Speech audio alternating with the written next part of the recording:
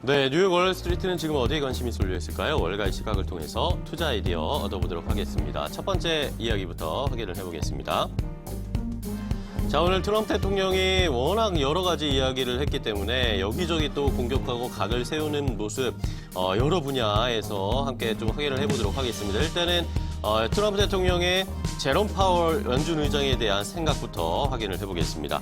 자, 오늘 트럼프 대통령이 이제 조금 있으면 플로리다주의 올랜도에서 대선 출정식이 펼쳐집니다. 자, 여기를 떠나기 위해서 이제 헬기를 타고 이동을 하는 상황이었는데 그 전에 기자들이 많은 질문을 했습니다. 일단은 트럼프 대통령이 오늘 대선 출정식을 앞두고 굉장히 흥분되는 밤이다라고 하면서 트위터에도 긍정적인 이야기를 남겼고 미국을 계속 위대하게 또 공약은 반드시 지켰다. 이 두 가지의 캐치프레이즈 대선 슬로건을 가지고 오늘 대선 출정식을 가질 예정입니다. 조금 있으면 펼쳐지게 될 텐데 자, 문제는 이 출정식을 떠나기에 앞서서 백악관에서 기자들과 조금 대화를 나누는 시간이 있었습니다. 그런데 오늘 또 외신들을 통해서 트럼프 대통령이 지난 2월에 제롬 파월 연준 의장을 해임할 것을 그런 계획이 있었다라는 보도가 나왔습니다. 백악관이 지난 2월에 파월 의장 좌천의 합법성을 검토하는 이야기가 나왔었다고 하고요. 자, 이러면서 백악관 관료들이 파월 의장을 의장직에서 물러나게 한 다음에 그냥 이사직으로 강등시키는 그런 전례 없는 일을 검토했었다라는 외신들의 보도가 쏟아져 나왔습니다. 자, 이러면서 일단은 레리 커들러 국가경제위원회 위원장이 그런 일은 없었다. 이런 일을 검토하지 않고 있다라고 급한 불을 끄는 모양새였는데 자, 이러다 보니까 기자들이 트럼프 대통령에게 이런 질문을 쏟아낼 수밖에 없었습니다. 실제로 제롬 파월 연준 의장을 강등시키기를 원하는지 기자들이 질문을 했는데 트럼프 대통령이 이렇게 대답을 했습니다. Let's see what he does. 어떻게 제롬 파월 연준 의장이 금리를 결정하는지 한번 보자라는 식으로 이야기를 하면서 실제로 트럼프 대통령의 우리가 다 예상은 하고 있었지만 제롬 파월 연준 의장에 대한 좋지 않은 심기를 드러내는 모습이었고요. 이제 이번에 금리 결정 어떻게 하는지 보자, 어떻게 하는지 지켜보겠다라는 식으로 트럼프 대통령이 강하게 압박을 하는 모습이었습니다. 과연 제롬 파월 연준 의장은 어떤 입장을 나타낼지 시장에서는 관심이 모아지고 있는 상황이고요. 자, 다음 살펴볼 이야기는 역시 트럼프 대통령의 이야기인데 이런 이야기들이 나오는 상황에서 이제 시진핑 국가주석과 또 전화 통화를 했다라는 소식이 전해졌습니다. 이런 것들이 오늘 일단은 전체적인 시장에 큰 힘을 불어넣어줬는데 트럼프 대통령이 시진핑 중국 국가주석과 전화로 좋은 대화를 나눴다. 그리고 다음 주에 일본에서 G20 정상회의가 열리는데 거기에서 이제 장시간 회담을 가질 것이다라고 하면서 무역 분쟁과 관련된 깊은 이야기를 나눌 것으로 시장에서는 예상을 하고 있습니다. 자, 이러면서 양국 협상팀이 정상회담에 앞서서 대화를 시작할 것이다. 미리미리 대화를 하고 정상회담까지 그런 프로세스를 밟아갈 것이다라고 이야기를 했고요. 이에 대해서 백악관도 역시 이런 이야기를 남겼습니다. 두 정상이 공정하고 호혜적인 경제관계를 통해서 미국의 농민, 노동자, 기업들을 위해서 이 평평한 운동장, 그러니까 평등한 운동장을 만드는 일에 대해서 중요한 논의를 할 것이다라고 언급을 했습니다.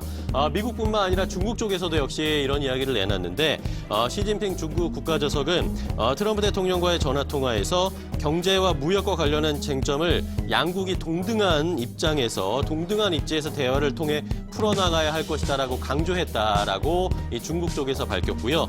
이러면서 트럼프 대통령에게 미국이 중국 기업들을 공정하게 대우해야 할 것이다라고 트럼프 대통령이 좀 요구를 했다라고 합니다. 이 입장을 분명하게 밝혔다는 것이 중국 CCTV의 이야기였는데요.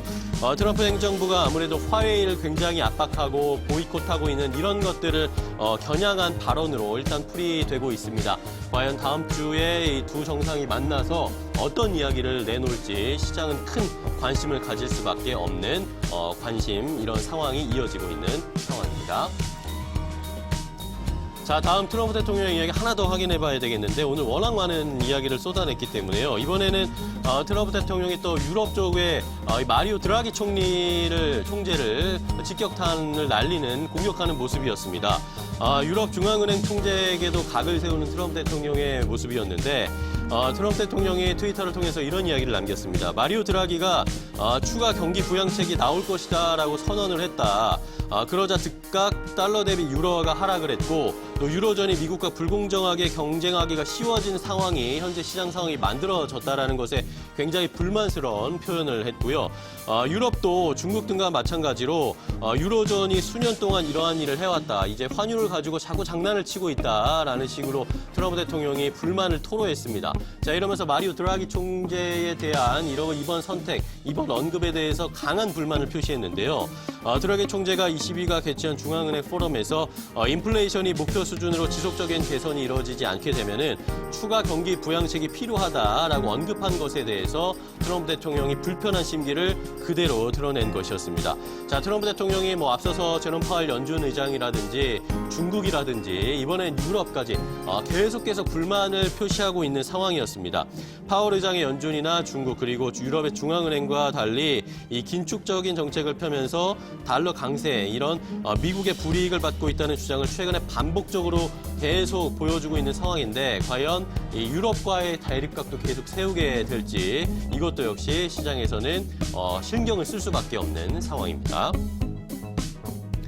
자, 마지막으로 살펴볼 이야기는 페이스북의 이야기를 확인해 보겠습니다. 페이스북이 결국에는 이 암호화폐를 출시하고 내년부터 이 결제 시스템을 도입할 것이다라고 오늘 공식적으로 발표를 했습니다. 페이스북이 내년에 가상화폐 이 리브라를 공식 출시하겠다라고 이야기를 했는데요. 공식적인 이름은 암호화폐의 이름은 리브라로 명칭이 되게 되겠습니다. 마스터카드와 페이팔 홀딩스 그리고 우버 테크놀로지, 스포티파이 테크놀로지 같은 27개 회사의 파트너십을 맺고 안전하고 측정할 수 있는 신뢰할 수 있는 가상화폐를 만들겠다라고 페이스북이 공언을 했고요. 페이스북은 이 캣 리브라라는 자회사를 만들어서 이 전체적인 리브라에 대한 운영을 맡길 계획입니다. 사회적 데이터와 금융 데이터를 분리하겠다. 그러니까 페이스북의 이 SNS 데이터와 이 암호화폐의 데이터를 분리를 하면서 이것이 서로 연동되거나 악용되지 않게 분리하겠다는 계획을 발표를 했고요. 이 캣 리브라라는 이 자회사는 활용해서 온라인에서 물건을 구입하거나 송금할 수 있는 디지털 지갑인 가상 지갑, 크립토 월렛을 내놓을 것이다 라고 이야기를 했습니다. 페이스북이 이 같은 서비스가 내년에 페이스북 메신저 앱이라든지 이 와치 앱을 통해서 제공될 것이라고 하면서 내년까지 이 파트너사를 현재 이번에 27개 회사로 시작을 하지만 100개 정도의 회사로 늘리면서 활용성을 더욱 높일 것이다 라는 계획도 함께 설명을 했습니다. 자, 페이스북이 이렇게 가상화폐 리브라를 내놓겠다라는 이야기들이 나오면서 가상화폐, 암호화폐 시장도 들썩거리고 있습니다. 이러면서 비트코인이 역시 다시 가격이 치솟고 있는 상황이어서 이 가상화폐 시장이 다시 한번 페이스북의 이 모멘텀으로 상승할 수 있을지도 시장에서는 큰 관심을 모으고 있는 상황입니다. 월간 시각 함께 체크해봤습니다.